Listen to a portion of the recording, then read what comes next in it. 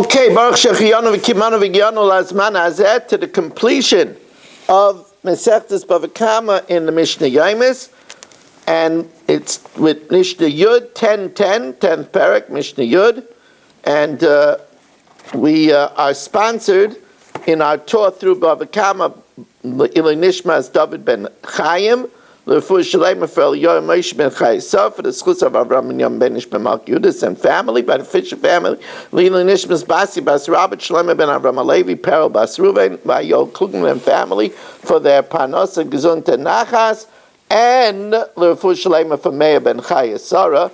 The Mishnah tells us, Muchin Shakovis Metzia, when the laundryman would wash the clothes were a little less sophisticated in those days, some fluff would come off the clothes. Hari Elu Shaloi, he's allowed to keep that fluff. I guess when he does a lot of clothing, the fluff adds up and he could sell it.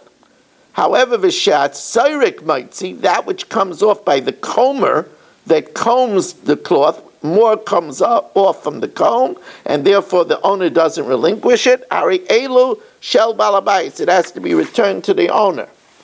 Hakoves noitel shloisha chutin, in a new beged, the one who made the beged, the Rab says it's talking about a woolen beged, he would do a helm on the bottom of the beged from another material.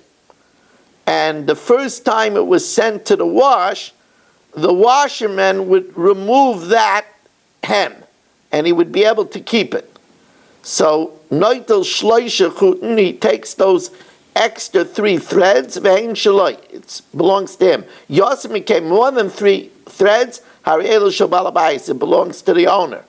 Now, im hoyeshachar al gabe alavan, if the extra material that the tailor made was black on the bottom of a white garment, so obviously he doesn't want to have the black material there, was left as extra material. Noitel as hakol, could take all the black material because it looks bad on the white garment, vein shaloi, and it belongs to the washerman.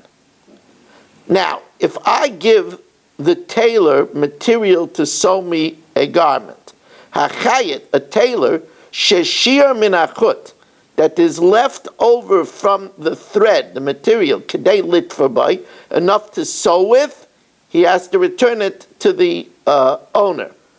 Or matleshi shalosh al shalosh, or there's left material that is the size of a patch, 3 by 3 finger breadths. If it would be shloish al shloish, it would be tfachim, but shalosh al shalosh is 3 by 3 finger breadths. Hari elu shel balabais, you have to return it to the owner because that's significant. Now let's go to carpenters.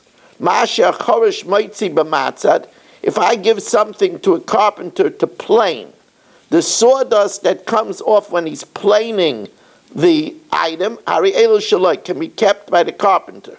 Ubakoshel, but if he removes something with a axe, so it's significant, that shel balabais, he has to return to the owner.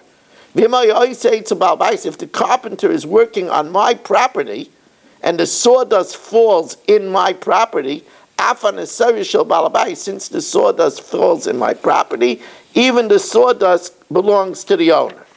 Hanulach Mesechtes Bava Kama, Hanulach Mesechtes Bava Kama, Hanulach Mesechtes Bava Kama. I want to thank the Fisher family that came forward and agreed to again dedicate Mesechtes Bava Kama, Nishmas Basi Bas, Mesechtes Bava Metzia, Nishmas Basi Bas Rabbi, Shlomo ben Avraham Alevi, Perel Bas Ruven.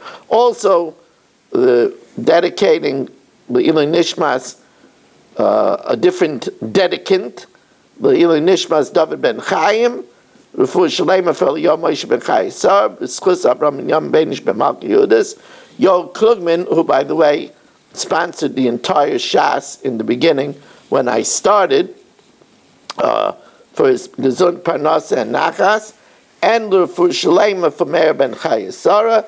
they should have a refuah shalema b'seich shar chayla Yisrael. So, Baruch Shechianu v'Giyanu Lazman Hazeh, the start of this Masechta, Shnayim Oichsin Betalis. Here we have Shelley and Nachman both grabbing hold to the edge of a talis. Each one is holding the edge. Zaymer ani motzasiya. Shelley says, I found it. V'zaymer ani motzasiya. Nachman said, I found it. Zaymer kula shali. Shelley says, it's all mine. V'zaymer kula shali.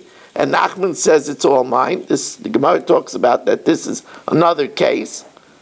But each one claims it's all his.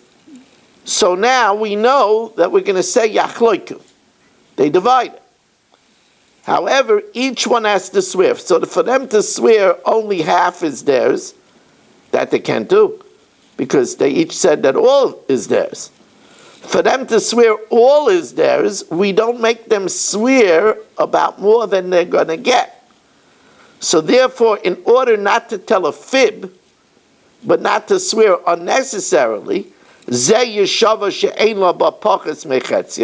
Nachman swears he doesn't have less than half. Now he's not saying that he only has half. He doesn't have less than half. And Shelley swears he doesn't have less than half. They split it. Now what about if only Nachman says the whole thing is his?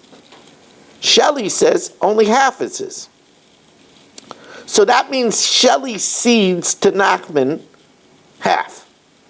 So they're only arguing about one half. So on that one half, they split it.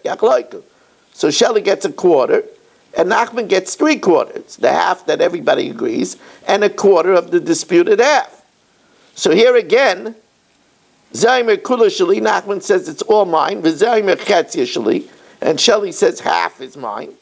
Ha'Omer Kula Shali, Nachman who says it's all mine, he's going to get 3/4. So Yeshava she'ein lo b'pachas mishleish chalakim. He swears that he doesn't have less than 3/4.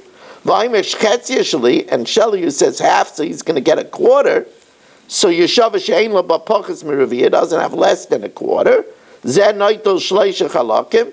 Nachman gets 3/4. V'zeh noitel raviyah, and Shelley gets a quarter. We want to really thank you for joining us. Remind you that tomorrow's shir again starts at 8 o'clock, and have a wonderful evening.